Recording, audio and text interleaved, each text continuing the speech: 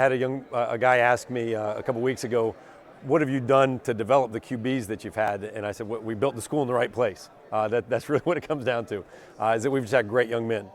And one of the neat things is that they've really turned into a great fraternity. Speaking of Nate Peterman, he stays in contact with those guys.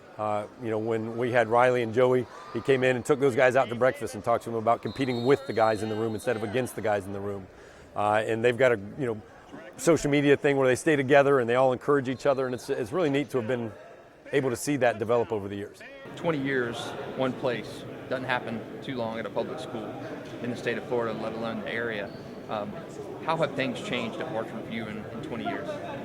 Well, as the school has grown, and then we've built new schools and done those types of things, there's been some consistency. We've had really good administration. You think about the fact that every single principal that we've had has been promoted to a central office, whether it's Tim Forson as the superintendent or director of human resources, and those are the type of quality people that we've had in administration.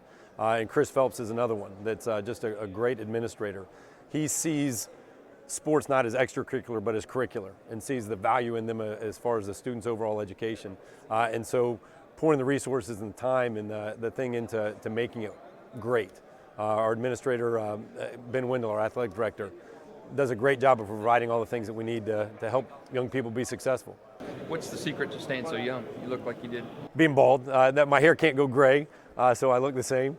And honestly, being around young people like I get to be around, they make it a joy to go to work. God's put me in a spot where I get to go and like the 3 young men that came with us today, just such great young men to be around. That's a big part of staying young.